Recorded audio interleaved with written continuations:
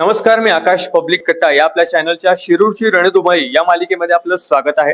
तर आज आपल्या सोबत आहेत गणेश गायकवाड, जे सामाजिक कार्यकर्ते आहेत. श्री क्षेत्र थेऊर या गावातून ते आलेले आहेत आणि आज आपण त्यांच्यासोबत बातचीत करणार आहोत आणि त्यांच्याकडून बऱ्याच गोष्टी जाणून घेणार आहोत. सर्वप्रथम स्वागत आहे सर आपलं. नमस्कार. तर थेऊर सारख्या गावात म्हणजे ओव्हरऑल जर ग्रामीण भागच बघितला तर तिथं टक्केवारी किंवा लोक फार मनावर घेत नाहीत निवडणूक किंवा मतदान. कोणी आलं तर जास्त मनावर घेत नाहीयेत.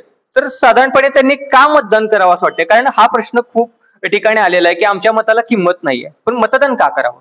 पहिली गोष्ट तर मतदान हा प्रत्येक भारतीयाचा सार्वभौम अधिकार आहे. आणि ज्या वेळेला आपण मतदान करतो त्यावेळेला ती तुमच्या पुढच्या विकास कामांची गुरुकिल्ली असते. आणि मतदान केल्यानंतर तुम्ही ज्या वेळेला मतदान करून बाहेर येता त्यावेळेला तुम्हाला एक वेगळं समाधान लाभतं की आपण योग्य उमेदवाराला मतदान केलेलं आहे. अगदीच. पण काही खेडेगावामध्ये ही मतदानाची आकडेवारी ही फार कमी बघायला मिळते. कारण काही सिरियसनेस नसेल किंवा काही पोहोचले नसतील. तर काय वाटतं तुम्हाला, टक्केवारी का कमी वाटते? मला असं वाटतं की या बाबतीत एक वेगळं धोरण असावं. या बाबतीत कमतरता आहे ती जनजागृतीची. आणि जनजागृती ही कसं निवडणुकीच्या काळात पक्ष समजा आपल्या आपल्या पद्धतीने ते समोर मांडत असेल की मतदान केलं पाहिजे, परंतु मतदानाच्या आधी वर्षभर तरी सरकारने जनजागृती केली पाहिजे की मतदान आपण का केलं पाहिजे. सर्वसामान्य लोकांपर्यंत हा मतदानाचा अधिकार काय आहे, मतदान केल्याने पुढे काय होऊ शकतं, हे जनतेपर्यंत पोहोचलं पाहिजे. आणि याच्यासाठी सरकारने पावलं उचलली पाहिजेत.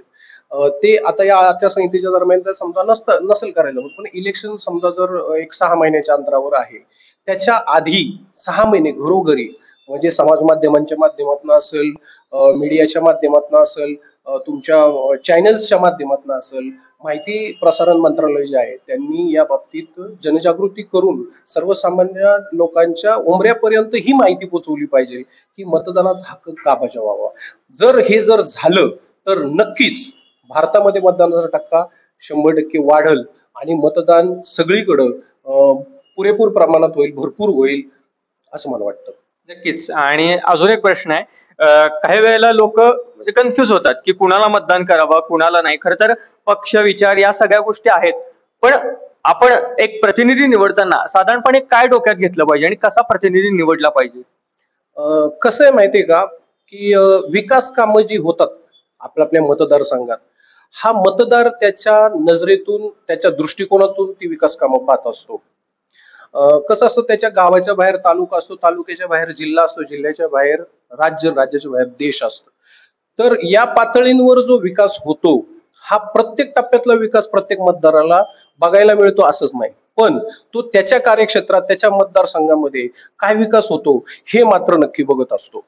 तर प्रत्येक मतदारसंघामध्ये जो विकास आहे तो जर पुरेपूर झाला तर प्रत्येक मतदाराला योग्य उमेदवाराला मतदान करता येईल हे 100% मी सांगतो.